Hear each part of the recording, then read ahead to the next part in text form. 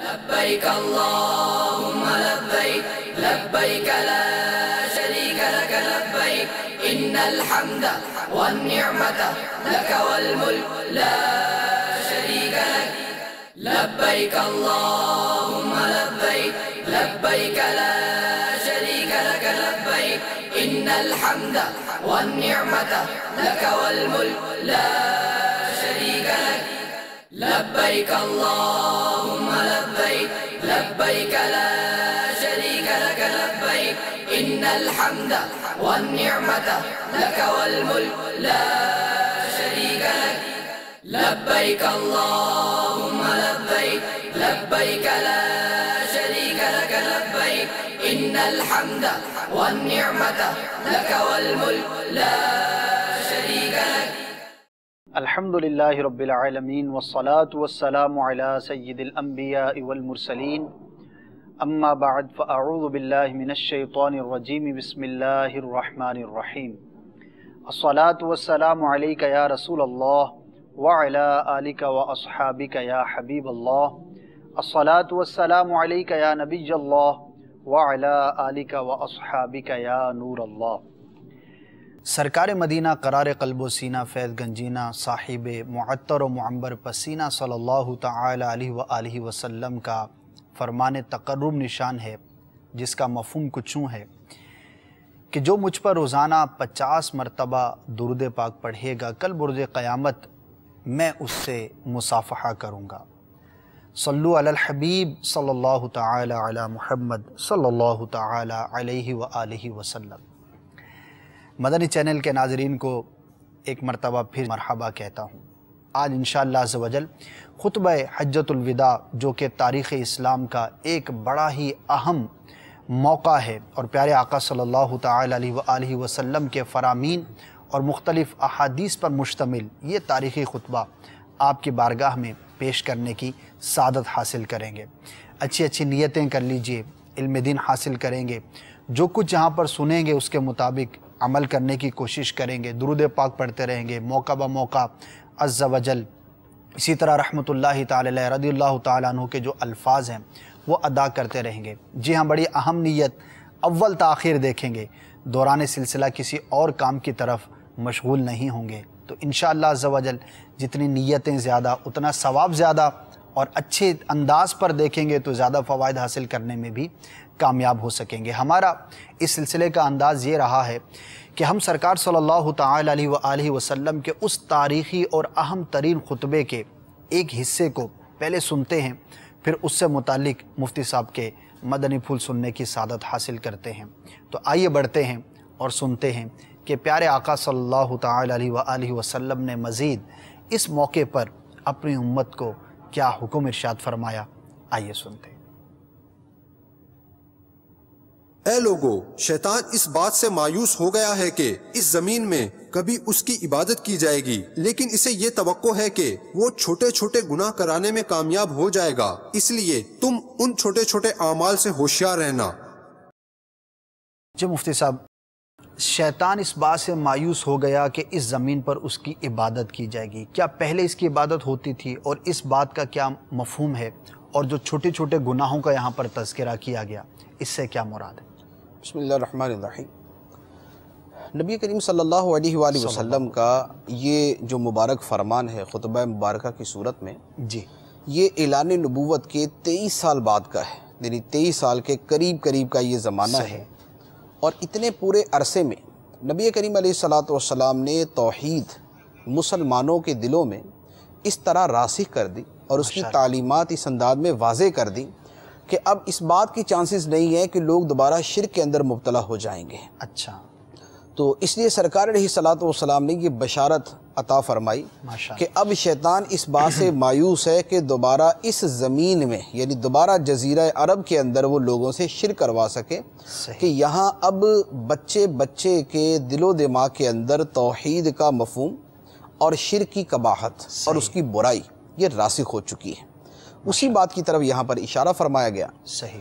اب یہ کہ اس سے پہلے شیطان کی عبادت ہوتی تھی تو یقیناً ہوتی تھی، شرک جو ہے وہ شیطان کی عبادت ہی کا نام ہے، یعنی ایک آدمی جو اللہ تعالیٰ کے ساتھ کسی کو شریک ٹھہراتا ہے اور وہ اس شریک کی عبادت کرتا ہے تو وہ شیطان کی ہی عبادت ہوتی ہے۔ صحیح۔ تو لہذا وہ جو پہلے شرک کی صورتیں موجود تھیں، حبل کی، لات کی، منات کی یا دیگر ان کے جو بت تھے ان کی پوجا کی جاتی تھی، وہ ختم ہو چکی۔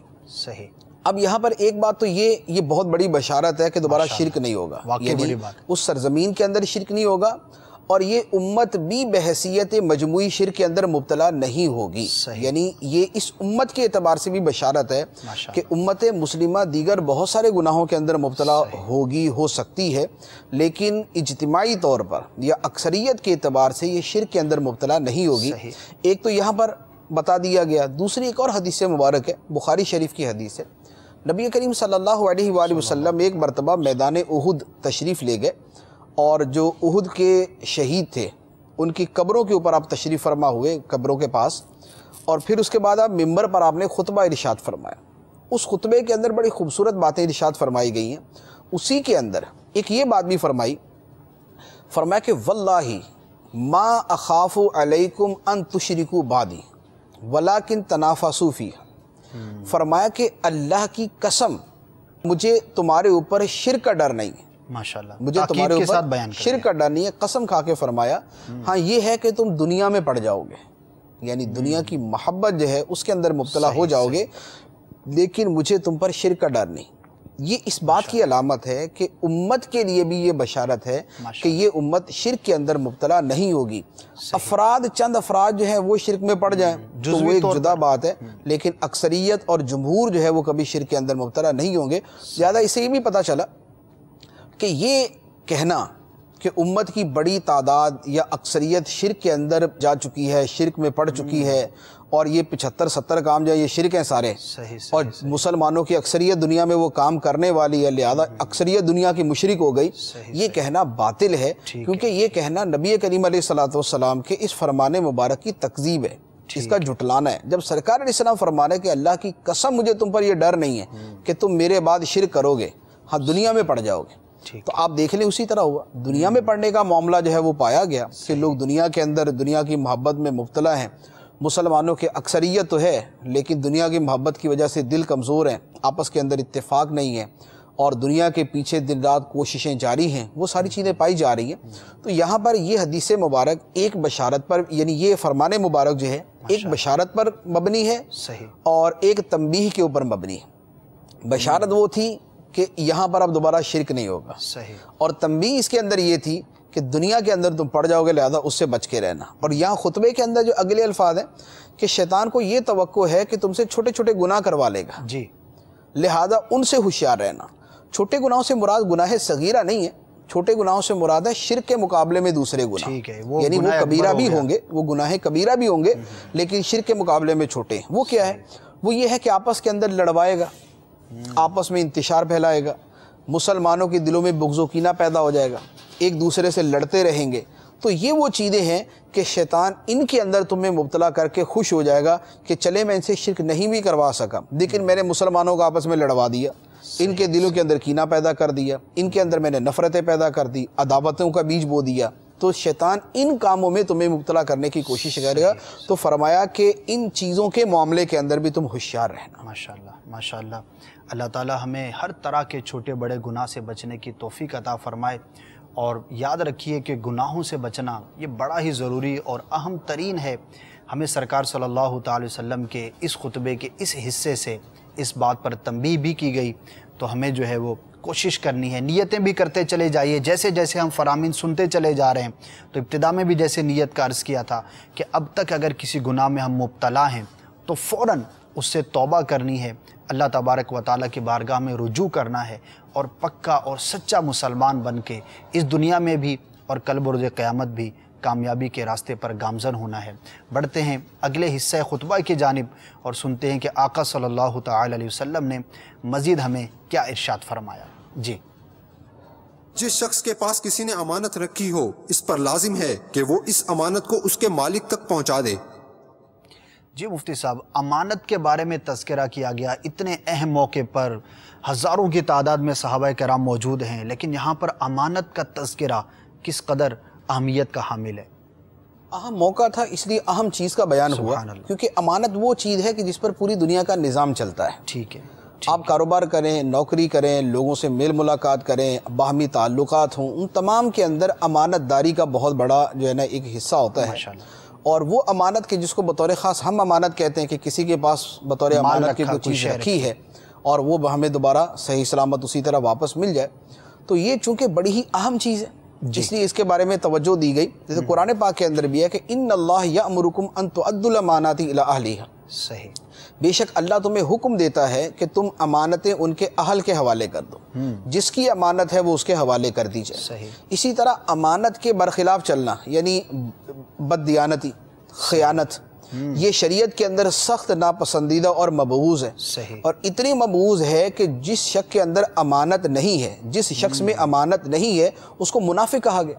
اچھا، یعنی فرمایا ایک حدیث میں ہے کہ جس شخص کے اندر 3 چیزیں ہوں گی وہ پکا منافق. صحیح. ایک میں فرمایا کہ جس کے اندر 4 چیزیں ہوں گی وہ منافق ہے، اگرچہ وہ نماز پڑھے، اگرچہ وہ روزہ رکھے. صحیح. وہ جو 3 یا 4 چیزیں ہیں ان میں ایک شے یہ بیان فرمائی کہ اذا اؤتمن خان، جب اسے امانت دی جائے تو اس میں خیانت کرے.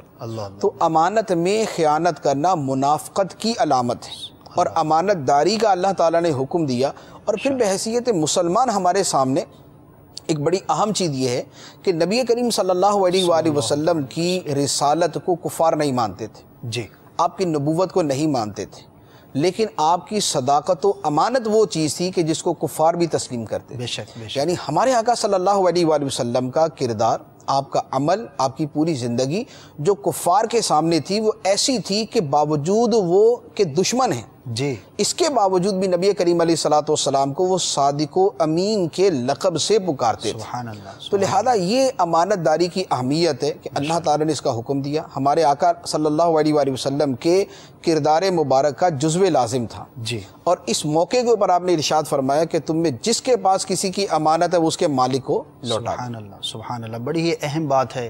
یہاں تک کہ جب ہجرت کی رات تھی، جو جان کے دشمن ہیں، جان لینے کے لیے گھر کا گھیراؤ کر لیا ہے، اور اسی قوم کی جب امانتیں ہمارے آقا صلی اللہ تعالی علیہ وآلہ وسلم کے پاس رکھی ہیں، تو یہ نہیں سوچا کہ یہ تو میری جان کے دشمن ہے. اتنا بڑا ایک عجیب و غریب اور ماحول ہے کہ ہجرت کر کے جا رہے ہیں، راتوں رات نکل رہے ہیں، لیکن اس وقت بھی آقا صلی اللہ تعالی علیہ وسلم نے حضرت علی رضی اللہ تعالیٰ عنہ کو وہاں پر رہنے کا اور لوگوں کی امانتیں لوٹانے کا حکم ارشاد فرمایا. مجھے یہ غور کرنا ہے، ہم سب کو یہ غور کرنا ہے کہ میری زندگی کے اندر اور میرے اعمال کے اندر امانت داری کس قدر ہے. اگر ہمارے پاس کوئی شخص کوئی چیز رکھتا ہے تو اس کو واپس ملنے کی امید ہوتی ہے یا نہیں، یا میرا کیا عمل ہوتا ہے، وقت پر دیتے ہیں، نہیں دیتے، لٹکا دیتے ہیں، یا ایک دفعہ رکھنے کے بعد وہ یہ سوچتا رہ جاتا ہے کہ یار میں نے غلطی کی، آئندہ کبھی اس کے پاس یہ چیز نہیں رکھوں گا. ہمیں یہ غور کرنا. حسن اخلاق کا ایک بہترین یہ پہلو ہے، اور سرکار صلی اللہ تعالی وسلم کی عظیم ترین سنتوں میں سے یہ ایک سنت مبارکہ ہے. نیت بھی کرتے چلے جائیے کہ انشاءاللہ عز و جل اگر میرے اندر اس طرح کی عادت تھی کہ میں امانت میں خیانت کا مرتکب ہوتا تھا، تو آج کے اس مقدس دن اور اس خوبصورت ایک موقع کی مناسبت سے انشاءاللہ میں اپنے اندر سے یہ بری عادت کو نکالنے کی بھرپور کوشش کروں گا انشاءاللہ عز و جل. مزید بڑھتے ہیں. آقا صلی اللہ تعالی علیہ وسلم کے خوبصورت فرامین ہم سنتے چلے جا رہے ہیں. آقا نے کیا ارشاد فرمایا؟ جی. جس روز اللہ تعالیٰ نے آسمانوں اور زمین کو پیدا کیا، سال کو 12 مہینوں میں تقسیم کیا، ان میں سے 4 مہینے حرمت والے ہیں، ذوالقعدہ، ذی الحجہ، محرم اور رجب. ان مہینوں میں جنگ و جدال جائز نہیں. کفار اپنے اغراض کے پیش نظر ان مہینوں میں رد و بدل کر لیا کرتے تھے. جی مفتی صاحب، 4 اہم مہینوں کا تذکرہ ہے اس قول مبارک کے اندر، اور کفار کی ایک عادت کا تذکرہ ہے. وہ کیا تھی اور وہ کیا رد و بدل کیا کرتے تھے، جس کے بارے میں سرکار صلی اللہ تعالی وسلم نے ارشاد فرمایا؟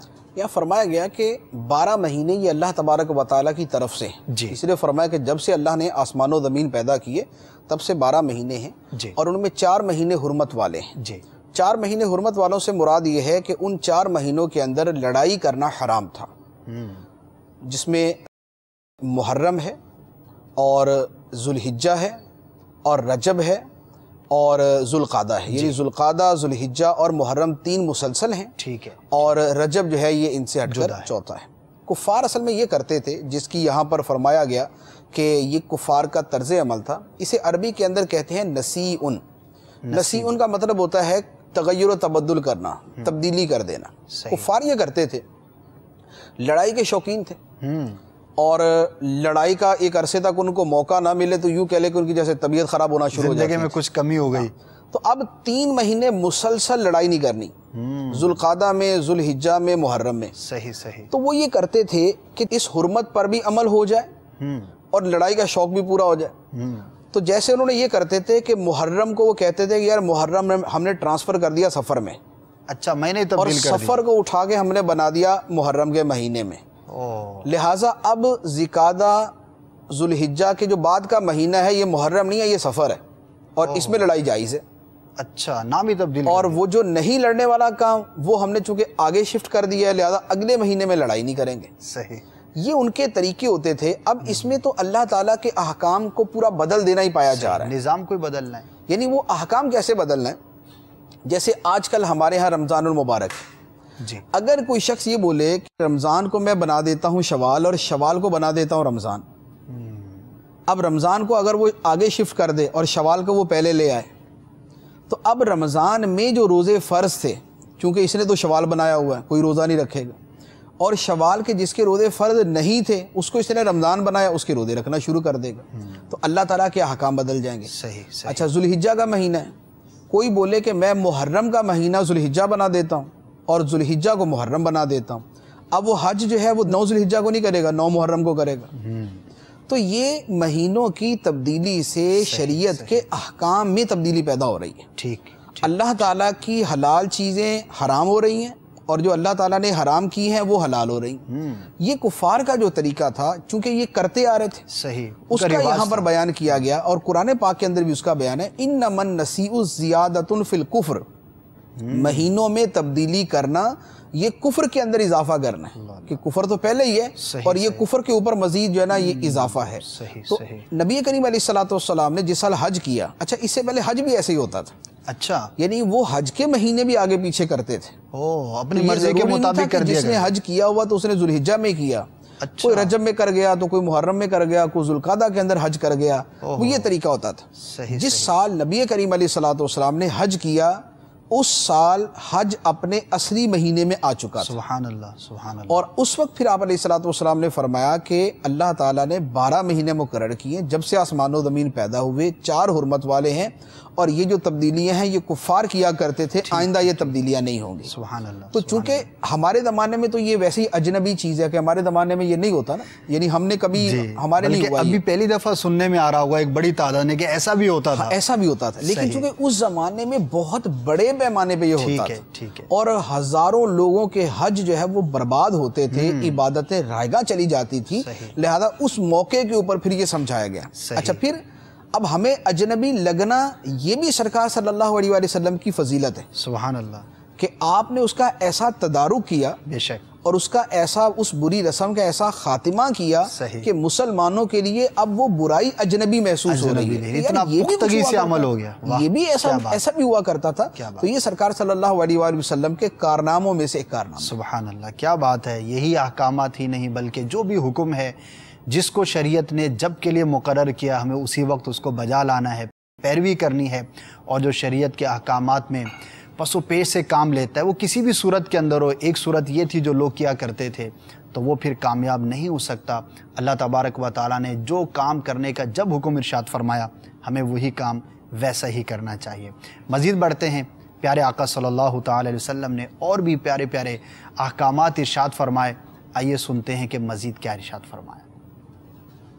جس کی نیت صرف دنیا کی طلب ہو تو اللہ تعالیٰ اس کے فکر و افلاس کو اس کی آنکھوں کے سامنے کر دے گا اور اس کے معاملے کو اس پر منتشر کر دے گا، اور اسے صرف وہی ملے گا جو اس کی تقدیر میں لکھ دیا گیا ہے، جبکہ جس کی نیت آخرت کی کامیابی ہو اللہ تعالیٰ اس کے دل کو غنی کر دے گا اور اس کا مال و اسباب اس کے لیے کافی ہو جائے گا اور دنیا اس کے پاس جھک کر آئے گی۔ جی مفتی صاحب، بہت بڑے ایک اہم ترین معاملے کی طرف اشارہ معلوم ہوتا ہے کہ جو دنیا کی طلب کرتا ہے اس کے لیے افلاس اور یہ معاملات، اور جو آخرت کی فکر کرتا ہے اللہ تبارک و تعالیٰ اس کے لیے ایسے اسباب پیدا فرمائے گا کہ دنیا جھک کر اس کی طرف آئے گی۔ کیا فرمائیں گے؟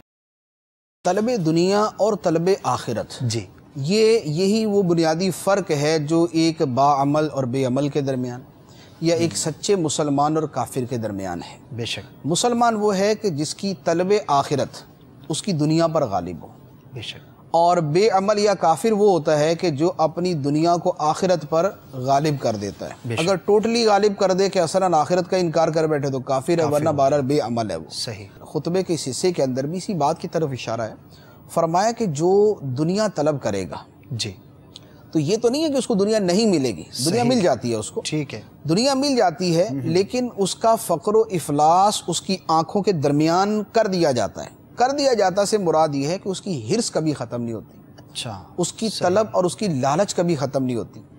وہ اپنے ہاتھوں کے اندر موجود مال کے اعتبار سے تو غنی ہوتا ہے، لیکن اپنے دل کے اعتبار سے فقیر اور کنگال ہوتا ہے۔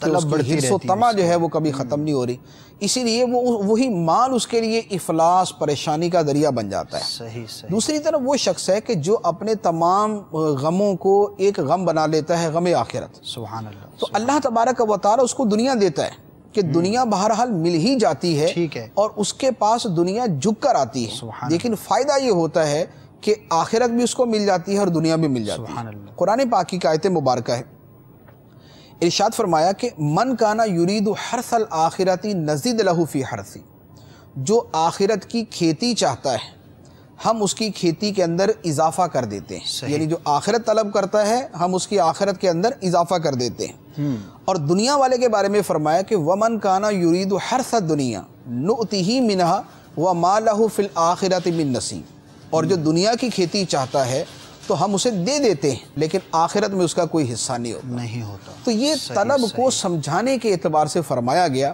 کہ دنیا ضرورت ہے، اس کو طلب کیا جائے، حاصل کیا جائے، ٹھیک ہے، لیکن آخرت حقیقی ضرورت ہے، اس کی حقیقی طلب ہونی چاہیے، ورنہ دنیا کی طلب بڑھتے بڑھتے آدمی کو نہ دنیا کا رہنے دے گی نہ آخرت کا رہنے دے گی، جبکہ آخرت کا جو طلبگار ہے اسے آخرت بھی نصیب ہو جائے گی اور دنیا بھی بہرحال اس کو مل ہی جائے گی۔ تقدیر کا بھی تذکرہ ہوا کہ ملنا تو وہی ہے جو اس کی تقدیر میں لکھا ہے۔ اللہ تعالیٰ ہمیں توکل کی سعادت عطا فرمائے، قناعت کرنے والا بنائے، اور واقعی مسلمان کے لیے تو آخرت ہی سب کچھ ہے۔ یہ ملے گی کیسے، یہ جذبہ کیسے پیدا ہوگا، اس کے لیے اچھی صحبت ہمیں اختیار کرنا بہت ہی اہم اور ضروری ہے۔ اور جو ایک مختصر الفاظ کے اندر بہت کچھ یہاں پر بیان کیا گیا، اور ظاہر ہے کہ یہ جذبہ ہمارے دل کے اندر جب ہی پیدا ہوگا جب ایسے لوگوں کی صحبت میں اٹھیں گے، بیٹھیں گے، ایسوں کے ساتھ ہمارا تعلق اور واسطہ ہوگا جو آخرت کی بھی بات کرتے ہوں گے۔ ٹھیک ہے، ضرورتاً دنیا کا تذکرہ، دنیا کی بات، دنیا کے کام کاج اپنی جگہ پر، لیکن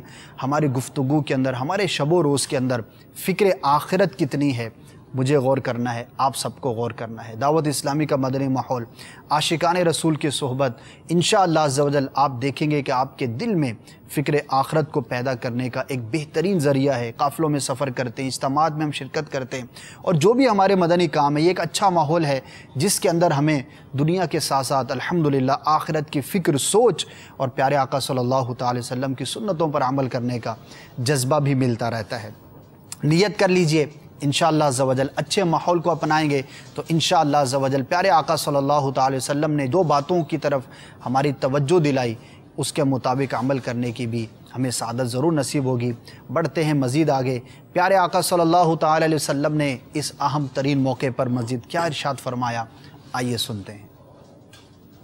اپنے غلاموں کا خیال رکھو، جو تم خود کھاتے ہو اسی کھانے سے ان کو کھلاؤ، اور جو تم خود پہنتے ہو اسی طرح کا لباس ان کو پہناؤ، اور اگر ان سے کوئی ایسی غلطی ہو جائے جس کو تم معاف کرنا پسند نہیں کرتے تو ان کو فروخت کر دو۔ اے اللہ کے بندو، ان کو سزا نہ دو۔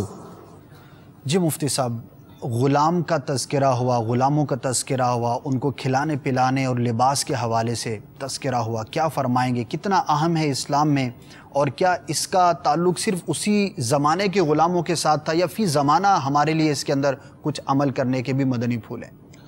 غلاموں کا معاملہ چونکہ اس زمانے میں بہت زیادہ تھا، جی، بکثرت غلام پائے جاتے تھے، جی، ہر امیر آدمی کے پاس ایک نہیں بعدوں کا 100 یا اس سے بھی زیادہ غلام ہوتے تھے، جی، اور جو غلاموں کے ساتھ سلوک کیا جاتا تھا وہ بڑا ظالمانہ تھا، اکثر و بیشتر یعنی غلاموں کے حقوق ہی نہیں تھے، صحیح، کہ ان کا بھی کوئی حق ہے کہ ان کے ساتھ یہ سلوک کیا جائے، یہ نہ کیا جائے، لہذا جس کا جو دل کرے وہ اس کے ساتھ کرے، ٹھیک ہے۔ اور اسلام چونکہ ظلم کو مٹانے کے لیے آیا، بے شک، اس لیے جس چیز کے اندر ظلم تھا اسلام نے اسے ختم کیا۔ عورتوں پر ظلم تھا تو تو اسلام نے اس ظلم کو ختم کیا. بچیوں کو زندہ درگور کر دینے کی صورت تھی، اسلام نے اس کو منع کیا. اور غلاموں کے اوپر ظلم ہوتا تھا، اسلام نے جو اس سے روکا. یہاں پر اسی حوالے سے بات ہوئی، فرمایا اپنے غلاموں کا خیال رکھو. یہ بات 2 مرتبہ فرمائی، اپنے غلاموں کا خیال رکھو. اب اس کے بعد خیال رکھنے کا لیول کتنا ہائی کر دیا، سبحان اللہ. فرمایا جو تم خود کھاتے ہو اسی کھانے سے ان کو کھلاؤ. سبحان اللہ. اور جو تم خود پہنتے ہو اسی طرح کا لباس انہیں پہناؤ. یعنی یہ اسلام کا غلاموں کو حق دینے کا ایک معیار تھا، بہترین مثال ہے کہ ایک پسندیدہ بات کے طور پہ اس کو فرما دیا گیا کہ جو تم کھاتے ہو ان کو کھلاؤ اور جو تم پہنتے ہو ان کو پہناؤ. اور اس کے بعد غلطی ہو جائے تو پہلے نمبر پر تو یہ کہ غلطی معاف کر دیجیے. صحیح. اور اگر ایسی غلطی ہے کہ جسے تم معاف کرنا پسند نہیں کرتے، تم کہتے ہیں یار میں غلطی معاف نہیں کر سکتا، صحیح.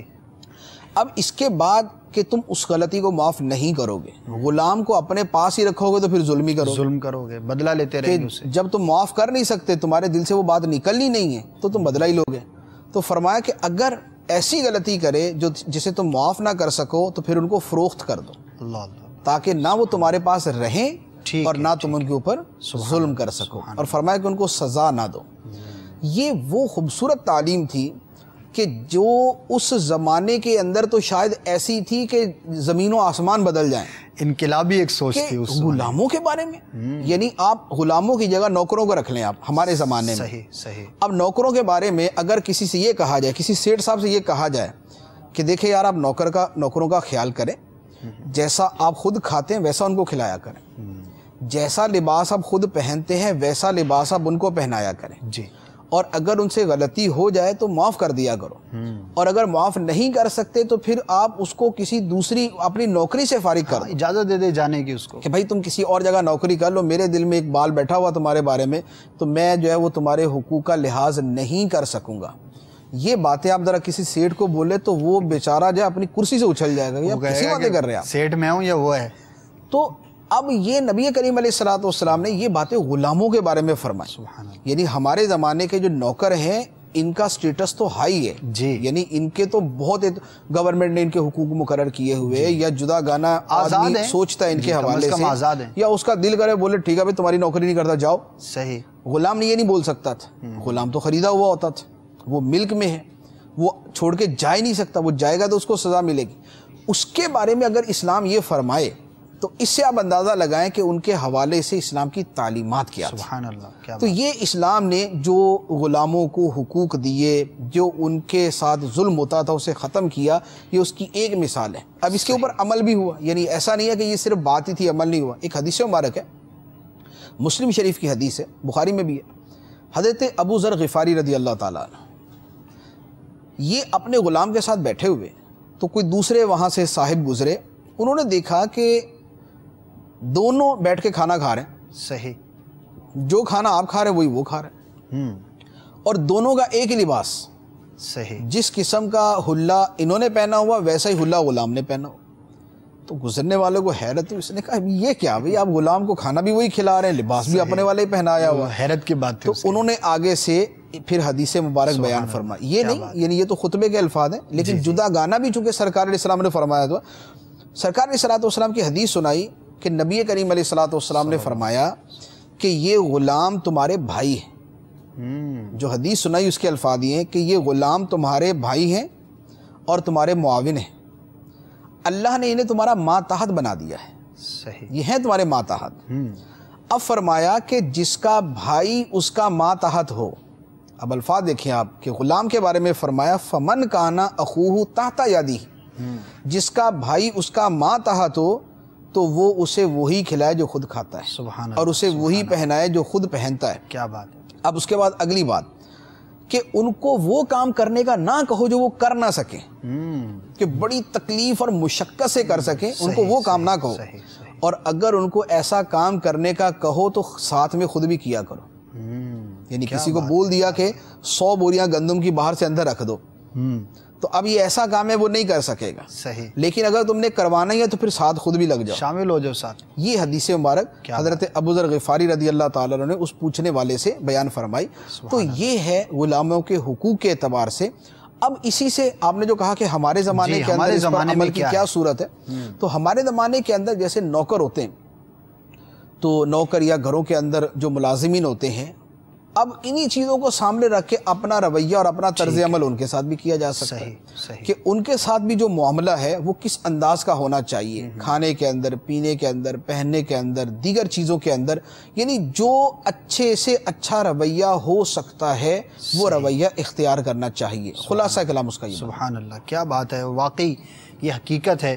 اور دیکھیے، حقوق عامہ کی بات ہو یا لوگوں کے ساتھ اچھے سلوک کی بات ہو، آج دنیا میں حقوق کی بڑی بات کی جاتی ہے، اس کے حقوق تھے، اس کے حقوق، لیکن اسلام کا آپ خوبصورت انداز دیکھیے اور تعلیمات دیکھیے کہ غلام کہ جن میں بعض اوقات یہ کہنا بھی بجا ہوگا کہ اس انسان میں اور جانور میں کوئی فرق نہیں ہوتا تھا، ایسا ظلم کیا جاتا تھا، سارا دن تھکا ہارا کام کر کے آیا، آخر میں آ کر پھر اس پر جو ہے وہ ظلم شروع کر دیے۔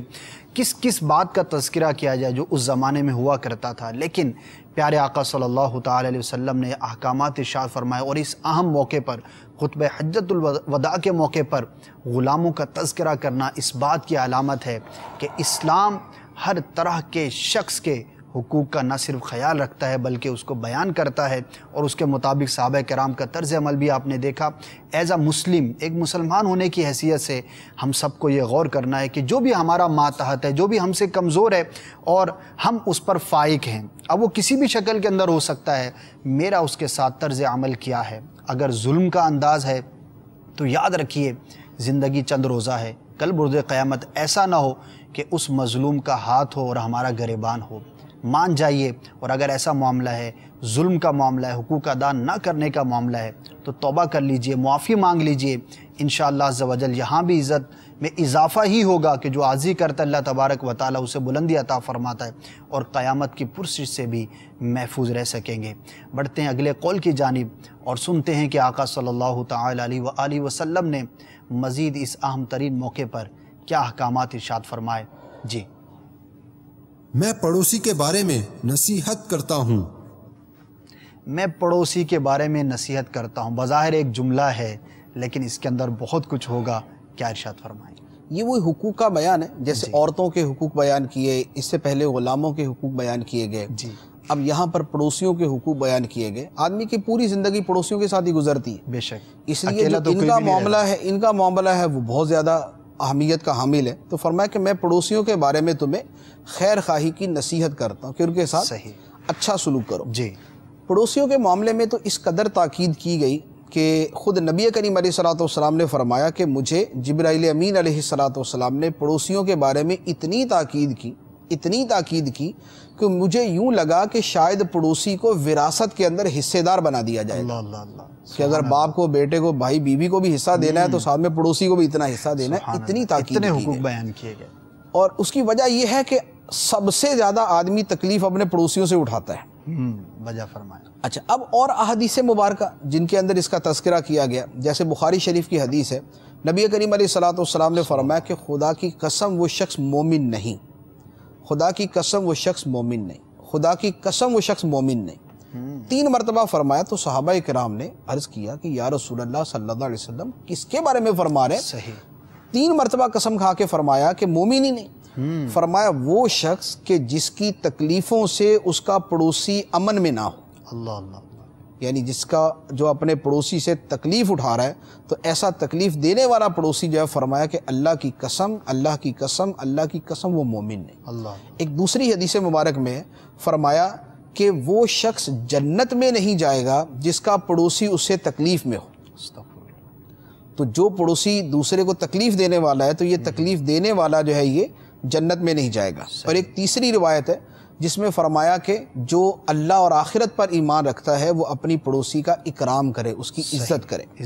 تو یہ اسی لیے کہ پڑوسیوں کا معاملہ ہوتا ہی ایسا ہے کہ آدمی جو ہے وہ بہت مرتبہ خیال نہیں کرتا، یعنی جیسے ہوتا ہے نا اپنے بیوی بچوں کا آدمی خیال کر لیتا ہے، جی، پڑوسیوں کے بارے میں بولتا ہے وہ کون سا میرا رشتہ دار ہے، صحیح، وہ میرا کیا لگتا ہے بھائی، ٹھیک ہے، وہ اپنے گھر میں میں زیادہ پڑھتا ہو، رشتہ داروں سے بعض کا بندہ سال میں 2 دفعہ ملے، اور پڑوسی سے تو پڑوس ہے، وہ تو ہے ہی روز کا معاملہ اس کے ساتھ۔ تو یہ جو ہے نا یہ وہ معاملہ ہے کہ جس سے یعنی افسوس یہ ہے کہ ہمارے معاشرے کے اندر پڑوسیوں کا معاملہ جو ہے نا وہ بس وہ عجیب و غریب ہی ہے، اللہ ہی محفوظ رکھے. یعنی آج کل تو یہ حالت ہوتی ہے کہ اگر کسی پوچھا جائے نا کہ تم بہترین مکان کون سا سمجھتے ہو، رہائش بہترین کون سی ہے، تو وہ بولے گا یار جس کے دائیں بائیں 4 پلاٹ خالی ہوں، کہ میرا پڑوسی کوئی نہ ہو کہ مجھے وہ مکان ملے، میں اس کے اندر سکھی رہوں گا، ورنہ میرے سکون کی دنیا کے اندر کوئی صورت نہیں ہے. جو جس کو دیکھیں وہ ایسا عجیب و غریب ہوتا ہے. یہ طرز عمل تھوڑا سا جو ہے نا بہت زیادہ. آج کل قربانی کیا ایام جی، اب قربانی کے اندر بھی کیا ہوگا کہ اپنے گھر کی جگہ دوسرے کے گھر کے سامنے جانور باندھ دیں گے.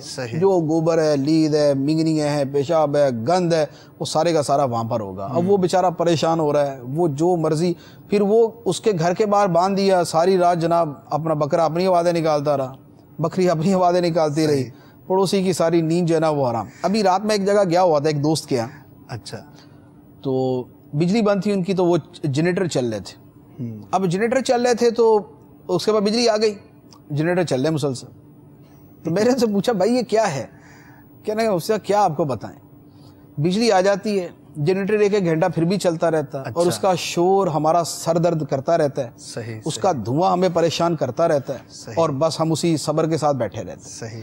پھر وہ دوسرا اس نے مجھے بتایا، کہنا جی میرا بیڈ روم جو ہے، اس کے جو ہمارا جو سامنے والا گھر ہے، انہوں نے اپنا جنریٹر جو ہے نا وہ ہمارے گھر کی طرف کر کے جو ہے نا وہ منڈیر کے ساتھ رکھا ہوا ہے. اچھا، صحیح. اب ہم رات کو جو اپنے بیڈ روم میں ہوتے، بجلی بند ہوئی، آٹو کے اوپر جنریٹر چل گیا، پوری رات چلے جا رہا ہے. اب جنریٹر کا جتنا شور ہے، وائبریشن ہوتی ہے، بہت سارے معاملات ہوتے ہیں شور کے نا پوری رات ہم ڈسٹرب. یعنی ایک مرتبہ تو صبح میں 9-10 بجے ان کے گھر گیا، میں خدا کا واسطہ اب تو بند کر لو اس کو یار، یہ چل.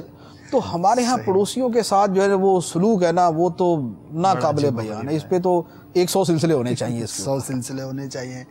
تاکید کو سمجھ سکتے ہیں واقعی. اور شاید ناظرین میں سے بہت سارے ہوں گے کہ جن کو اس کے تجربات بھی ہوں گے. تو بہرحال ہمیں نہ کسی کو تکلیف دینی ہے. اچھا ہوتا یہ مفتی صاحب کہ مجھے نہیں پتا ہوتا کہ میری بعض اوقات، ہر دفعہ ایسا نہیں، بعض تو بڑی واضح صورتیں ہوتی ہیں اور سامنے والا آ کے کہہ بھی دیتا ہے، لیکن بہت دفعہ ایسا بھی ہوتا ہے کہ ہم اس معاملے پہ غور ہی نہیں کرتے کہ یار میں کبھی غور تو کروں کہ میرے کس معاملے سے ہو سکتا ہے پڑوسی اتنا شریف ہے کہ وہ بیچارہ اظہار ہی نہ کرتا ہو. تو مجھے یہ غور کرنا ہے، مجھے یہ ایک دفعہ کراس چیک کر لیں. میری گاڑی کھڑی کرنے کا معاملہ ہے، سامنے والے کے گھر کے سامنے گاڑی کھڑی، جانور باندھنے کا معاملہ ہے آج کل بہت زیادہ. اس کے علاوہ بھی جنریٹر کی بات چلی ہے یا کچرا ڈالنے کی بات ہے، اور بہت سارے معاملات ہو سکتے ہیں. تو غور کر لیں کہ یار کہیں میرے کسی معاملے کی وجہ سے میرے ہمسائے نالی کا معاملہ ہوتا ہے، پانی نکال دیتے ہیں ہمسائے کے پلاٹ کی جانب. اب وہ بیچارہ روزانہ دیکھ کر دل جلا رہا ہوتا ہے کہ ابھی میری دیوار بیٹھی کہ کب بیٹھی. تو ایک دفعہ اگر ہم غور کر لیں گے تو انشاءاللہ عز و جل اس کا فائدہ ہوگا. اور آپ کو معلوم ہے آلریڈی، اور آپ کا پڑوسی جس بات کی شکایت کر چکا ہے، تو کم از کم اس کو تو فوراً جو ہے جا کر معذرت بھی کرنی چاہیے، معافی بھی مانگنی چاہیے، اور آئندہ جو ہے اس کے ساتھ کبھی ایسا معاملہ نہ ہو، اس کی سچی پکی نیت بھی کرنی ہوگی. اللہ تعالیٰ مجھے ہم سب کو توفیق عطا فرمائے اس قول سرکار صلی اللہ تعالی علیہ وسلم پر عمل کرنے کی اور اس پر غور و فکر کرنے کی. بڑھتے ہیں مزید اور سنتے ہیں کہ آقا صلی اللہ تعالی علیہ وسلم نے مزید کیا حکامات ارشاد فرمائے. جی. اے لوگو، اللہ تعالیٰ نے ہر حقدار کو اس کا حق دے دیا ہے، اس لیے کسی شخص کے لیے جائز نہیں کہ اپنے کسی وارث کے لیے وصیت کرے. جی مفتی صاحب، ہر حقدار کو اس کا حق دے دیا ہے، اس سے کیا مراد ہے؟ اور یہاں پر ورثے اور وصیت کا تذکرہ ہوا ہے، اس میں کیا مفہوم ہے؟ دیکھیں پہلے تو یہ ہوتا تھا، ایک آدمی اگر جیسے اس کی موت کا وقت قریب ہے جی تو وہ وصیت کر دیتا تھا کہ میرا مال فلاں فلاں کو دے دیا جائے. صحیح. اور اسلام کے اندر بھی پہلے یہی تھا، یعنی باقاعدہ وصیت ہی کو فرض کیا گیا تھا کہ تم پہ وصیت کرنا فرض ہے. بعد میں پھر اللہ تبارک و تعالی نے خود حصے مقرر فرما دیے. ٹھیک ہے. یعنی قرآن پاک کے اندر پورا رکوع ہے اس کے اوپر کہ باپ کے اتنے حصے ہیں، بیٹے کو اتنا حصہ ملے گا، بیوی کو اتنا حصہ ملے گا، ماں کو اتنا ملے گا، بھائیوں کو اس صورت میں اتنا ملے گا. تو فرمایا کہ جب اللہ تعالیٰ نے حصے مقرر کر دیے ہیں تو اب وارث کے لیے وصیت نہیں ہو سکتی. یعنی اب یہ نہیں ہو سکتا کہ ایک شخص کے 4 بیٹے ہیں جی، تو اب وراثت کے اصول کے مطابق یہی ہے کہ چاروں کو برابر برابر ملے گا. ٹھیک ہے. وہ یہ کرے کہ وہ ایک بیٹے کے لیے وصیت کر دے کہ میں نے سارے کا سارا اس کو دے دیا، ٹھیک ہے، اور بقیہ کو کچھ نہیں ملے گا. یہ وصیت جو وارث کے لیے ہے یہ باطل ہے. یعنی دوسرے ورثاء کی رضامندی پر موقوف ہے، وہ چاہیں گے تو مان لیں، چاہیں تو نہ مانیں. تو یہ اس کی طرف اشارہ فرمایا. صحیح. تو وراثت کے معاملے کی طرف اشارہ کیا گیا، تو ہمیں بھی اس پہ غور کرنا ہے، علم حاصل ہونا چاہیے. اور بالخصوص میں یہ مشورہ دوں گا کہ جب بھی کسی کا انتقال ہو جائے اور جو بھی اس سے متعلقین لوگ ہیں تو انہیں چاہیے کہ اس معاملے پر آپس میں بیٹھ کے فیصلہ نہ کریں. کیونکہ ہمیں نہیں پتہ، بہت ساری صورتیں ایسی ہوتی ہیں کہ غلطی کا ہم شکار ہو جاتے ہیں. تو دارالفتہ رابطہ کیجئے، علماء سے رابطہ کیجئے اور پوچھ کر وراثت کے معاملے پر عمل کیجئے. انشاءاللہ عز و جل خطا سے بھی محفوظ رہیں گے اور کسی کی حق تلفی کرنے سے بھی اپنے آپ کو بچا پائیں گے. بڑھتے ہیں اگلے حصہ خطبہ حجۃ الوداع کی جانب اور سنتے ہیں کہ آقا صلی اللہ تعالی علیہ وسلم نے مزید کیا احکامات ارشاد فرمائے. جی. جو شخص اپنے آپ کو اپنے باپ کے علاوہ کسی اور کی طرف منسوب کرے گا اس پر اللہ تعالیٰ، فرشتوں اور سارے لوگوں کی لعنت ہو. اللہ تعالیٰ اس سے کوئی عوض قبول نہیں کرے گا اور نہ ہی کوئی مال. جی مفتی صاحب، اپنے باپ کے علاوہ کسی اور کی طرف منسوب کرنے کا مطلب کیا ہے اور اتنی سختی اس پر بیان کی گئی، اس میں کیا حکمت؟ دیکھیں، اس سے مراد یہ ہوتا ہے جیسے ہمارے یہاں بھی برادری تبدیل کی جاتی ہے نا. ایک شخص کی برادری مثال کے طور پہ ایک سید نہیں ہے جی، اب وہ گیا کسی گاؤں کے اندر اپنے آپ کو جا کے شاہ جی مشہور کر دیا کہ میں سید ہوں. یہ ہے اپنے نسب کو تبدیل کرنا. اچھا، نسب کو تبدیل کرنا یہ حرام. اس پر یہ بڑی سختی کے ساتھ یہاں پر فرمایا گیا کہ جو شخص اپنے آپ کو اپنے باپ کے علاوہ کسی اور کی طرف منسوب کرے اس پر اللہ کی، فرشتوں کی اور تمام انسانوں کی لعنت ہے. تو یہ برادریاں چینج کرنا کہ برادری کچھ اور ہے، بتانی کچھ اور ہے، یہ حرام ہے. اسی سے ملتی جلتی ایک صورت ہمارے زمانے میں یہ بھی ہوتا ہے، برادری تبدیل کرنے والی صورت بھی ہے. اس کے ساتھ ایک اور چیز ہے جس پر بہت زیادہ لوگ جس میں مبتلا ہو جاتے ہیں، وہ ہوتے ہیں کہ عام طور پر جو بچہ ایڈاپٹ کیا جاتا ہے، لے پالک بچہ جسے کہتے ہیں نا، گود لینا. جب بچے کو گود لیتے ہیں تو اس بچے کی ولدیت کے اندر باپ کی جگہ یہ جو اس کو پرورش میں لینے والا ہے وہ اپنا نام لکھوا دیتا ہے. صحیح، بجا فرمائیں. اور بچہ بھی اسی کو باپ کہتا ہے اور وہ کاغذات کے اندر بھی یہی لکھا ہوتا ہے کہ اس کا باپ یہ ہے. یہ بھی اسی کے اندر، یہ بھی اسی وعید کے اندر آ جائے گا کہ یہ بھی اپنے بچے کو اس کے باپ کے علاوہ کسی اور کی طرف منسوب کرنا پایا جا رہا ہے. تو اب بچہ قصدن جان بوجھ کے کرے گا، اسے پتہ پھر بھی کر رہا ہے تو بچہ بھی گناہ گار ہے. ٹھیک ہے. اور جو اس کو گود میں لینے والے لوگ اس طرح کر رہے ہیں وہ بھی اس کے اندر گناہ کے اندر شریک ہوں گے. صحیح. تو یہ دو تین پہلو ہمارے معاشرے میں پائے جاتے ہیں، اس سے بچنا چاہیے. صحیح. بھلے اس میں بعض اوقات ایسا ہوتا ہے کہ قانونی پیچیدگیوں سے بچنے کے لیے لوگ کہتے ہیں کہ یار ہم سمجھ نہیں رہے، ہم نے خالی اس میں ڈاکومنٹیشن کے اندر لکھوایا ہے. ایسا ہوتا نہیں ہے. دیکھیں، ایڈاپشن جو ہے نا پوری دنیا میں ہے. ٹھیک ہے. بچے لینا، گود لینا پوری دنیا کے اندر ہوتا ہے. ٹھیک ہے. یہ امریکہ میں بھی ہے، یورپ میں بھی ہے، پاکستان میں اور جگہوں پر بھی ہے. صحیح. جب پوری دنیا کے اندر ایک چیز پائی جا رہی ہے تو ایسا نہیں ہوگا کہ اس کا کوئی قاعدہ قانونی نہیں ہوگا. ٹھیک ہے. قوانین ہوتے ہیں لیکن یہ کرنے والے عام طور پر اتنا اس کو فالو نہیں کرتے. محنت سے بچنے اس کو صرف اتنا سمجھ لیں کہ اگر کسی کی 1 کروڑ کی جائیداد جو ہے نا کوئی قبضہ کر لے، اس کے لیے وہ کتنے قوانین تلاش کرتا ہے اور کتنے اس کے لیے جناب وکلاء سے رابطہ کرتا ہے. تو جیسے اس کے لیے کرتا ہے اسی طرح اس حرام اور گناہ سے بچنے کے لیے بھی اس کو کوشش کرنی چاہیے. صحیح. ماشاءاللہ بڑی ہی اہم بات پتہ چلی. اور واقعی معاشرے کے اندر ایک تعداد ہے جو اس گناہ کے اندر مبتلا ہوتی ہے. تو اگر ناظرین میں کوئی ایسا ہو تو اسے بھی توبہ کرنی چاہیے، اور اگر آپ کے معلومات میں ہے اور اس کی توجہ نہیں ہے اس طرف تو ضرور توجہ دلائیے تاکہ اس غلطی سے اور گناہ سے ہم محفوظ رہ سکیں، جس کا بالخصوص سرکار صلی اللہ تعالی وسلم نے اس حج کے موقع پر اور خطبے کے اندر آپ نے ارشاد فرمایا. آگے بڑھتے ہیں اور مزید سنتے ہیں. جی. سن لو، میرے بعد کافر نہ بن جانا کہ ایک دوسرے کی گردنیں کاٹنے لگ جاؤ. جی مفتی صاحب، اس میں کیا پس منظر تھا کہ صحابہ کرام سامنے موجود ہیں، آقا صلی اللہ تعالی وسلم نے ارشاد فرمایا کہ میرے بعد کفر میں مبتلا نہ ہو جانا کہ آپس میں گردنیں کاٹو. دیکھیں، شیطان جو ہے وہ عداوت ڈالنے کی تو کوشش کرتا ہے. بے شک. انما یرید الشیطان ان یوقع بینکم العداوۃ والبغضاء. صحیح. شیطان کی پوری کوشش یہ ہوتی ہے کہ مسلمانوں کے درمیان عداوت، بغض، کینہ اور نفرت پیدا کر دے، کیونکہ اس کے ذریعے اس کے بہت سارے مقاصد پورے ہوتے ہیں. صحیح. آپس میں عداوتیں پیدا کرے گا تو اول تو مسلمان اپنی صلاحیتیں، ٹھیک ہے، تبلیغ دین اور اصلاح اعمال کی بجائے لڑنے کے اندر لگا دیں گے. دوسرے نمبر پہ جب لڑائی ہوگی تو پھر اس کے ساتھ غیبتیں بھی ہوں گی، اس کے ساتھ چغلیاں بھی ہوں گی، اس کے ساتھ بدگمانیاں بھی ہوں گی، اس کے ساتھ دل کے اندر کینہ بھی ہوگا، اس کے اندر دوسرے کو نقصان پہنچانا بھی پایا جائے گا، اس میں آپس میں حسن سلوک بھی ختم ہو جائے گا. تو آپس میں عداوت اور لڑائی جو ہے یہ ایسی چیز ہے کہ جو 20 گناہوں کی ماں ہے، یعنی ایک لڑائی 20 گناہوں کی جڑ اور بنیاد بن جاتی ہے، صحیح، اور اس کا انتہائی نتیجہ یہ نکلتا ہے کہ ایک دوسرے کی گردن زنی تک نوبت پہنچ جاتی ہے، یعنی ایک دوسرے کو جان سے مارنا، جیسے ہمارے سامنے صحیح کہ آپس کی لڑائیاں ہیں، خواہ وہ کسی بیس کے اوپر ہیں، ان لڑائیوں کا نتیجہ کیا نکلتا ہے؟ قتل و غارت گری۔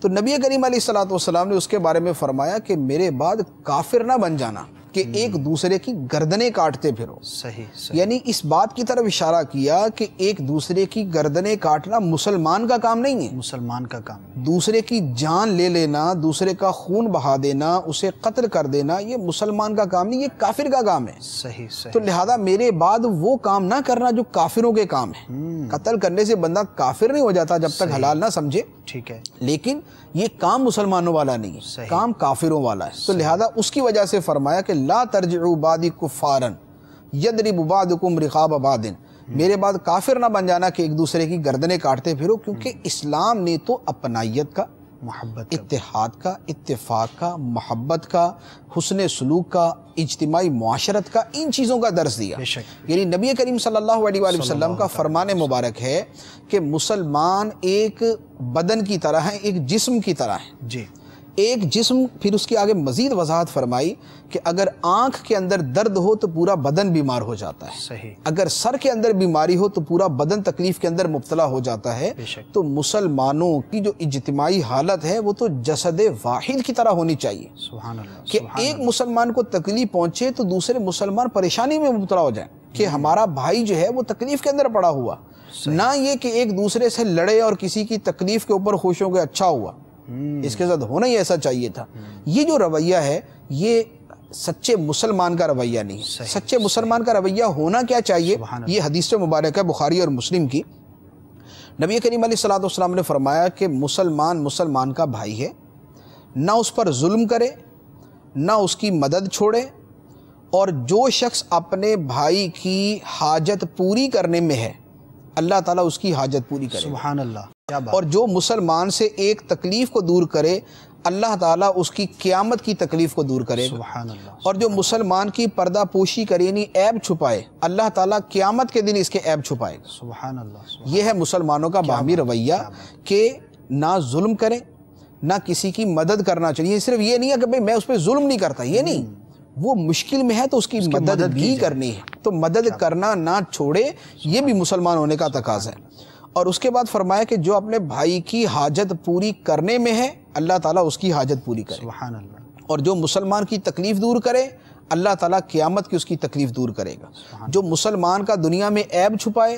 کوئی عیب پتہ چل گیا، برائی پتہ چل گئی، تو اب یہ چھپاتا ہے تو اللہ تعالیٰ قیامت کے دن اس کا عیب چھپائے گا۔ تو یہ وہ ہے جو مسلمانوں کو جسد واحد قرار دیا، جو ان کو آپس کے اندر باہمی سلوکہ فرمایا گیا، اور جو ان کو حسن معاشرت دی گئی ہے۔ اب اس کے برخلاف جو ہے اس کے بارے میں فرمایا کہ میرے بعد کافر نہ ہو جانا کہ ایک دوسرے کی گردنیں کاٹتے پھرو۔ کتنی اہم ترین باتیں ہیں، اور واقعی اگر ان چند مدنی پھولوں پر ہمارا عمل ہو جائے تو پورا کا پورا معاشرہ سدھر جائے۔ اور کتنی خوبصورتی ہے مسلمان کے حقوق کو ادا کرنے میں کہ اللہ تبارک و تعالیٰ اس کی مدد فرماتا ہے، قیامت کے دن کی سختیاں اس پر آسان ہوتی ہیں، اور جو بھی فضائل ہیں اس کے، ان کو بھی پیش نظر رکھنا چاہیے۔ اور ایسا میرا جذبہ ہونا چاہیے کہ مجھ سے کسی مسلمان کو تکلیف نہ پہنچے، بلکہ میں تو ایک ایسا شخص ہونا چاہیے کہ میں مسلمان کی مدد کروں، اس کی مشکل کے اندر جو ہے وہ کام آؤں، اس کے لیے آسانی کا سامان کروں۔ اللہ تعالیٰ تمام مسلمانوں کو یہ جذبہ نصیب فرمائے۔ بڑھتے ہیں اگلے حصے خطبہ کی جانب اور سنتے ہیں کہ آقا صلی اللہ تعالی علیہ وسلم نے مزید کیا احکامات ارشاد فرمائے۔ جی سنائیے۔ اے لوگو سن لو، تمہارا پروردگار ایک ہے، سن لو تمہارا باپ بھی ایک ہے، غور سے سن لو، عربی کو اعجمی پر کوئی فضیلت نہیں، اور نہ اعجمی کو عربی پر کوئی فضیلت ہے، نہ کالے رنگ والے کو سرخ رنگ والے پر، اور نہ سرخ رنگت والے کو کالی رنگت والے پر، سوائے تقویٰ کے۔ اللہ کے نزدیک تم میں سے وہی زیادہ عزت والا ہے جو تم میں سب سے زیادہ متقی ہے۔ جی مفتی صاحب، بڑی اہم باتیں، دو باتیں ہیں یہاں پر۔ ایک تو مساوات کے چند پہلوؤں کو بیان کیا گیا، اور برتری کے تعلق کو بیان کیا گیا کہ اگر کوئی برتر ہے تو وہ کس وجہ سے ہے۔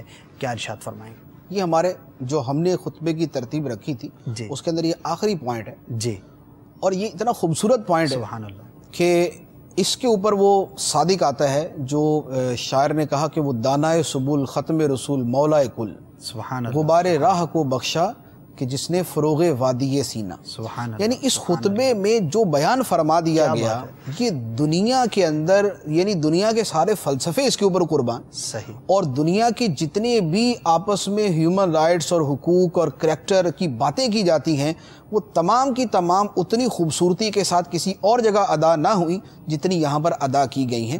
فرمایا کہ اے لوگو سن لو تمہارا رب ایک ہے، سبحان اللہ، اور سن لو تمہارا باپ بھی ایک ہے، آدم علیہ السلام، لہٰذا انسان ہونے کے اندر تم برابر ہو۔ ٹھیک ہے، یعنی خلاصہ یہ نکلا کہ انسان ہونے میں برابر ہو کہ تم بھی خدا کے بندے ہو، دوسرا بھی خدا کا بندہ ہے، ٹھیک ہے، تمہارا بھی سلسلہ نسب آدم علیہ السلام پہ ختم ہوتا ہے، دوسرے کا بھی وہیں ختم ہوتا ہے، لہٰذا انسان ہونے میں برابر۔ ٹھیک ہے، عجمی کو عربی پر کوئی فضیلت نہیں، اور عربی کو عجمی پر کوئی فضیلت، صحیح، عرب یہ نہ کہے کہ میں عربی ہوں لہذا میری فضیلت ہے، جیسے عرب تفاخر کا شکار ہوتے تھے، اور عجمی یعنی غیر عربی جو ہیں وہ اس تفاخر کا شکار نہ ہوں کہ دیکھیں ہم نے یہ کارنامے سر انجام دیے، ٹھیک ہے، کیونکہ ہمارے زمانے میں اب معاملہ الٹ ہے، صحیح، جیسے 1400 سال پہلے عربی فائق تھے عجمیوں کے اوپر، جی، اب کے زمانے میں دنیاوی اعتبار سے عجمی فائق ہے عربیوں کے اوپر، ٹھیک ہے، جیسے امریکہ ہے، یورپ ہے، ایجادات میں، دنیاوی ترقی میں، سائنس میں، میڈیکل میں وہ اب غالب ہے نا، تو کسی عجمی کو عربی پر کوئی فضیلت نہیں، صحیح، اچھا اسی طرح کسی گورے رنگ والے کو کالے پر کوئی فضیلت، کتنی پیاری بات ہے، اور کسی کالی رنگت والے کو گورے پر کوئی فضیلت، گوری چمڑی والا یہ نہ بولے کہ چونکہ میرا رنگ گورا ہے لہذا میں فائق ہوں، جیسے ایک زمانہ تھا کہ تعصب رنگ کی بنیاد پر تعصب بے پناہ، آج بھی بہت ہے، لیکن ایک ابھی آج سے 100 سال 150 سال پہلے تعصب کا یہ حال تھا کہ کئی ملکوں کے اندر کلبوں کے باہر لکھا ہوتا تھا کہ اس کلب کے اندر کتوں کا اور کالوں کا داخلہ منع ہے، صحیح، بجا فرمایا، راستے الگ ہوتے تھے، راستے الگ ہوتے تھے، اگر بس کے اندر بیٹھنا ہے تو پہلے گورا بیٹھے گا، جگہ بچے گی تو پھر کالا بیٹھے گا، ورنہ کالا نہیں بیٹھ سکتا، کالی رنگت والا اگر بیٹھے گا تو اس کی سیٹیں جدا ہوں گی، صحیح، وہ اپنے آپ کو ان کے برابر نہیں کر سکتا، اگر ملک کے اندر نوکریاں تقسیم کی جائیں گی تو پہلے نمبر پہ گورے رنگ والوں کو دی جائیں گی، کالوں کو بعد میں دی جائے گی۔ یہ وہ تعصب ہے جو آج سے صرف یہ 200 سال کے اندر جس کا ہم نے مشاہدہ جو ہے نا وہ کیا ہے، جس کی ہمیں معلومات ہیں۔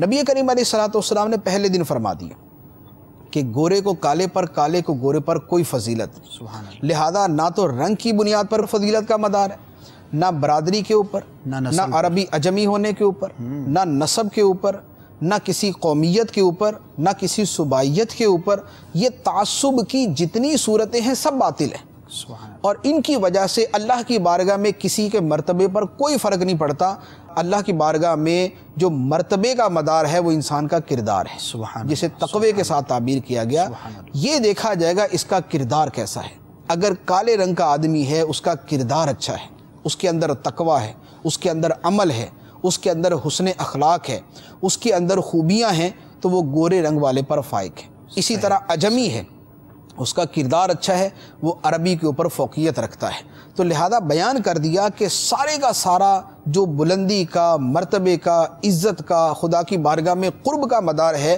وہ تقوی کے اوپر ہے، لہذا کردار اور تقوی کو دیکھا جائے گا، کسی صوبے کو، ملک کو، رنگ کو، علاقے کو، قومیت کو، برادری کو، ان میں سے کسی بھی چیز کو جو ہے وہ فضیلت کا مدار نہیں رکھا جائے گا۔ دوسری بات جو ارشاد فرمائی تقوی کی، تقوی، اب چونکہ تقوی ہی کی یہ فضیلت بیان کی ہے، تقوی ہے کیا؟ بنیادی طور پر تو اب یہی کہہ لے کہ حسن کردار کا نام تقوی ہے، کیونکہ تقوی ایک شے کا نام نہیں ہے، اس کی ڈائمینشنز ہیں، اس کے اسپیکٹس ہیں، اس کی آگے بہت ساری چیزیں ہیں، یہ شے بھی تقوی میں آتی ہے، یہ بھی تقوی میں آتی ہے، یعنی اوپر جیسے جتنی چیزیں بیان کی، سود سے بچنا تقوی ہے، قتل سے بچنا تقوی ہے، لوگوں کو تکلیف پہنچانے سے بچنا تقوی ہے، پڑوسی سے اچھا سلوک کرنا تقوی ہے، بیوی بچوں کے حقوق ادا کرنا تقوی ہے، غلاموں سے اچھا سلوک کرنا تقوی ہے، یہ ساری چیزیں تقوی میں آتی ہیں، تو تقوی ایک پورا کردار کا نام ہے، صحیح، اور اس کی فضیلت جو ہے وہ ہمارے دین کی مرکزی فضیلتوں میں سے ایک ہے، جس کا بار بار حکم دیا گیا، جس کا کسی جگہ فرمایا یا ایھا الذین آمنوا اتقوا اللہ حق تقاتہ، اے ایمان والو اللہ کا تقوی ایسا کرو جیسا اس کا حق ہے۔ کس جگہ فرمایا فاتقوا اللہ ما استطعتم، اللہ کا تقوی ایسا اختیار کرو جتنی تم طاقت رکھتے ہو۔ کس جگہ فرمایا یا ایھا الذین آمنوا اتقوا اللہ وقولوا قولا سدیدا، اے ایمان والو اللہ سے ڈرو اور سچی بات کرو۔ کس جگہ فرمایا کہ ان اللہ یحب المتقین، اللہ تعالیٰ تقوی والوں سے محبت فرماتا ہے۔ کسی جگہ فرمایا ان اللہ مع الذین اتقوا، اللہ تعالیٰ تقوی والوں کے ساتھ ہے۔ تو تقوی والوں کو اللہ کی معیت ملتی ہے، اللہ کی محبت ملتی ہے، اللہ کا قرب ملتا ہے، تقوی کا حکم دیا گیا ہے، تقوی والوں کے گروہ میں شامل ہونے کا فرمایا گیا، یہ ساری فضیلتیں۔ اب تقوی کا مفہوم سمجھ لیا جائے اور پھر اس کے بعد اپنی زندگی کو اس کے اندر ڈھالنے کی کوشش کی جائے۔ تقوی کے جو اس کا باقاعدہ ایک یعنی ٹرمینالوجی کے اعتبار سے جو تعریف ہے وہ تو ایک بڑی خاص ہے کہ ہر اس شے سے بچنا جو انسان کی آخرت کو نقصان پہنچانے والی ہے۔ یعنی تقوی کا مطلب بچانا، اپنے آپ کو اس شے سے بچانا جو آدمی کی آخرت کو نقصان دے۔ لیکن اس سے زیادہ آسان الفاظ کے اندر ہم یہ کہہ سکتے ہیں کہ تقوی کا مطلب ہے اللہ تعالیٰ کا ڈر ہونا۔ صحیح، اللہ تعالیٰ کا ڈر ہو انسان کی اپنی ذات کے اندر، اپنے کردار کے اندر۔ اب وہ اس ڈر کو دیکھے، میری گفتگو کے اندر اللہ کا ڈر جھلکتا ہے یا نہیں، میرے کام کاج کے اندر، میری نوکری کے اندر، میرے کاروبار کے اندر اللہ کا خوف نظر آتا ہے یا نہیں، میری گفتگو کے اندر اللہ تعالیٰ کا ڈر نظر آتا ہے یا نہیں، میرے لوگوں سے میل ملاقات کے اندر اللہ کا ڈر نظر آتا ہے یا نہیں، میرا رشتہ داروں سے تعلقات کے اندر اللہ کا ڈر نظر آتا ہے یا نہیں، اولاد ماں باپ کی فرما برداری کرے یا ماں باپ اولاد کی تربیت کرے اس کے اندر اللہ تعالیٰ کے ڈر کا پہلو ہے یا نہیں، میرا اپنے پڑوسیوں کے ساتھ معاملے کے اندر اللہ کا ڈر ہے یا نہیں۔ تو گویا تقویٰ زندگی کے ہر شعبے کو شامل ہے، انسان کی پیدائش سے لے کر موت تک، خلوت سے لے کر جلوت تک، ظاہر سے لے کر باطن تک، ذاتی معاملات سے لے کر اجتماعی معاملات تک، تمام چیزوں کے اندر اگر تقوی کا نور موجود ہے تو پھر یہ وہ بنتا ہے ان اکرمکم عند اللہ اتقاکم، تم میں سب سے زیادہ عزت والا اللہ کے نزدیک وہ ہے جو زیادہ تقوی والا ہے۔ سبحان اللہ، سبحان اللہ، کیا خوبصورت بات ہے اور کتنی پیاری تعلیمات ہیں۔ اور یہاں پر ہمارا جو ہم نے سلیکشن کی تھی خطبے کے مختلف موضوعات کو، پیارے آقا صلی اللہ تعالی وسلم کے جو فرامین تھے ان کے مختلف حصوں کو وہ اختتام کو پہنچا۔ آخر میں جو تقوی کی بات ہوئی، جو سمجھیے کہ اس پورے خطبے کا ایک نچوڑ ہے کہ ایک مسلمان کو بالآخر کرنا کیا ہے، اللہ تبارک و تعالیٰ کا تقوی حاصل کرنا ہے، متقی بننا ہے، اور یہی وہ راہ ہے کہ جس پر چل کر ہم اس دنیا میں بھی کامیاب ہو سکتے ہیں اور آخرت میں بھی سرخرو ہو سکتے ہیں۔ آخر میں دعوت اسلامی کے مدنی ماحول کو اپنانے کی دعوت ضرور پیش کروں گا، کیونکہ فی زمانہ یہ ساری چیزیں، جو بھی باتیں ہم نے سنی، جو بھی احکامات سنے، ظاہر ہے کہ عمل کریں گے تو کما حقو اس کا فائدہ ہوگا۔ پہلی سیڑھی علم ہے اور پھر اس کا اختتام عمل پر ہوتا ہے کہ علم ہے، عمل نہیں ہے تو بھی نقصان میں ہے، علم نہیں ہے تو پھر تو عمل کی کوئی صورت ہی نہیں۔ تو علم ہمیں ہوا جن باتوں کا، اب اس پر عمل کرنا ہے۔ عملی جامہ پہنانے کے لیے کیا کریں گے؟ اچھوں کی صحبت، ایسے دوستوں کی، ایسے لوگوں کی صحبت بہت ضروری ہے، بڑا میٹر کرتی ہے کہ آپ جن کے ساتھ اٹھتے بیٹھتے ہیں ویسے ہی بنتے چلے جاتے ہیں۔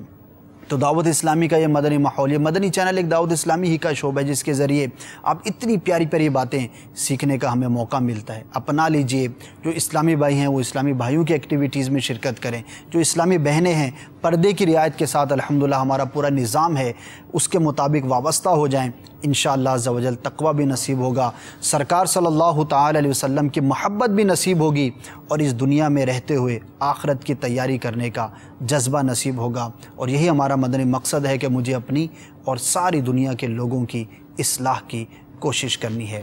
اللہ تعالیٰ جو کچھ سنا اس پر عمل کرنے کی توفیق عطا فرمائے، اگر بولنے میں کوئی غلطی کوتاہی ہو گئی ہے تو اس کو بھی معاف فرمائے۔ ہم آپ سے اجازت چاہیں گے، مدنی چینل آپ کے ساتھ ہے، مدنی چینل دیکھتے رہیے، انشاءاللہ عز و جل بہت کچھ علم دین کا خزانہ لوٹتے رہنے کا موقع ملے گا۔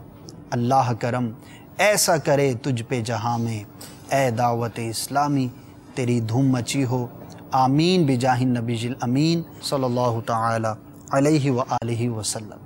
لبيك اللهم لبيك لبيك لا شريك لك لبيك إن الحمد والنعمة لك والملك لا شريك لك لبيك اللهم لبيك لبيك لا شريك لك لبيك إن الحمد والنعمة لك والملك لا شريك لك لبيك اللهم لبيك لبيك لا شريك لك لبيك إن الحمد والنعمة لك والملك لا شريك لك لبيك اللهم لبيك لبيك لا شريك لك لبيك إن الحمد والنعمة لك والملك لا